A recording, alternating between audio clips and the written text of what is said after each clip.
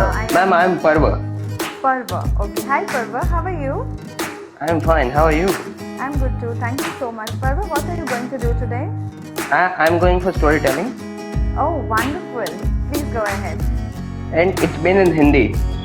Okay, it's fine. Perfectly fine. Okay. The story का जो title है वो है Rifle Has Ammo, Okay. written by me Okay. just 2 hours before. Wow. All right. Impromptu. Okay. India में एक ऐसी संस्था है जिसके बारे में बहुत इम्पोर्टेंट संस्था है जिसे हम रिसर्च और एनालिसिस विंग कहते हैं, रॉ, जिसके अंदर क्या चल रहा है वो हम नहीं जानते, लेकिन हाँ मैं जानता हूँ। मैं डायरेक्टर रॉ श्रीकांत रोहतगी आज मैं बड़ी सोच में उलझा हुआ था, क्योंकि सुबह 3:27 को मेरे फ़ोन पे एक मैसेज आया, लिखा हुआ था राइफल हैज एमो, और मैं 16 महीने पीछे चला गया अपनी यादों में। तो चलो थोड़ा फ्लैशबैक आपको भी दिखा देते हैं। तारीख हुई थी 25/1/2019। रात के 11:30 बजे मैंने अपने टीम लीडर को कॉल किया, कहा कि ब्रीफिंग के लिए 2:30 बजे, सुबह 2:30 बजे 26 तारीख को मिलेंगे। जम्मू कश्मीर एयरबेस पे एक हैंगर में मैं मेरी टीम के साथ 2:30 बजे मिला और ब्रीफिंग चालू हो गई। फाइनल एग्जीक्यूशन प्लान तैयार हो गया और हम आगे बढ़ने के लिए तैयार थे।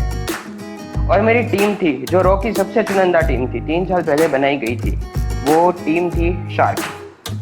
एस से sniper Rakshit Kalra, best sniper in the raw. H hammer स्वयं जोशी, रॉबस्ट स्ट्रेंथ, वो उसका प्लस पॉइंट था। आर राइफल हर्षिता भारद्वाज, छुपकर दुश्मन पर हमला करने में बेताज बादशाह थी वो, और टीम की लीडर भी थी।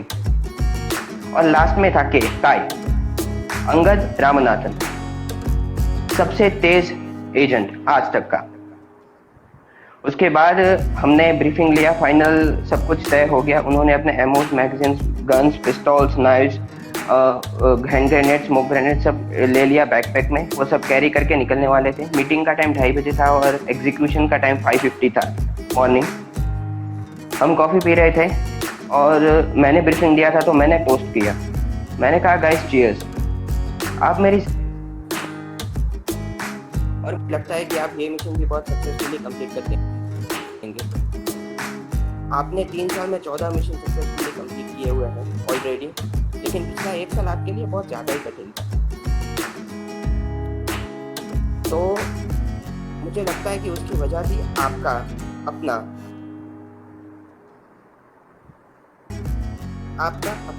एक आदमी, यानी कि एक टीममेट जो आपके साथ 1 साल चलेंगे।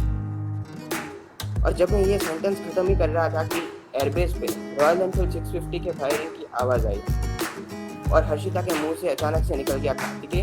तो दोस्तों ये था हमारा एमओ, शार्क में जो बचा हुआ था एमओ, कार्तिकेय शेखावत। 6.5 फीट की हाइट और स्टील जितना मजबूत शरीर। पूरी टीम में जितनी खूबियाँ थी वो उस अकेले में थी, लेकिन एक ही खामी थी, उसका गुस्सा। वो उसके काबू में नहीं था, इसलिए हमेशा हर्षिता टीम लीड करती थी और वो उस राइफल का एमओ बनकर उसके साथ रहता था। रियल लाइफ में भी स्टोरी कुछ ऐसी ही थी, वो उसी राइफल का एमओ था। तो दोस्तों मिशन के पीछे एक छोटी सी लव स्टोरी। ये राइफल और एमओ पे लव स्टोरी शुरू हुई जब शार्क को बनाया गया 3 साल पहले। वो टीम में साथ थे, उसके बाद उनका निशाना भी एक ही रहा और फिर वो दोनों जिंदगी में भी साथ रहने का वादा करते।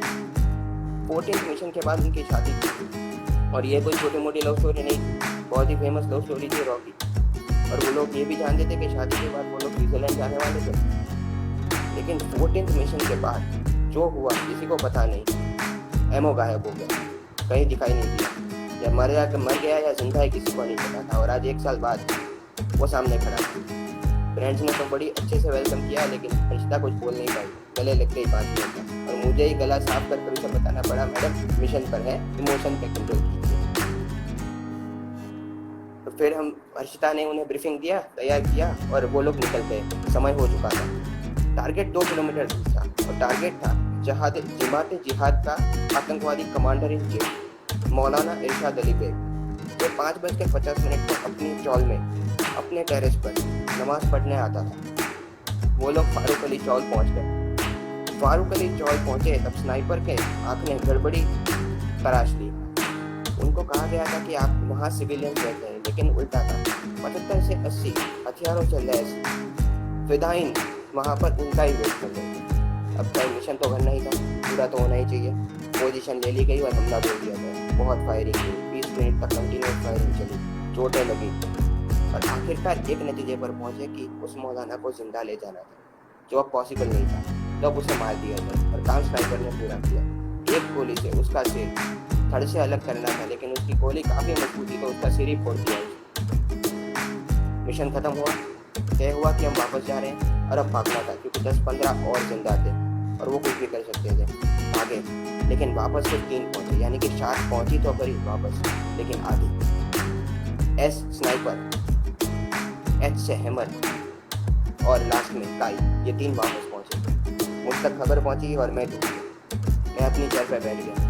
मुझे क्या करना था कुछ समझ नहीं आ रहा था। आई एम ब्लैंक, मुझे कुछ भी समझ नहीं आ रहा था। लेकिन मैं पढ़ पाया उन तीनों के चेहरे पे कि जब फायरिंग हो रही थी तो सिर्फ एमओ को क्यों टारगेट किया जा रहा था। हम 5 भी तो, बाकी 4 भी वहाँ पे थे, तो फिर एमओ ही क्यों टारगेट था।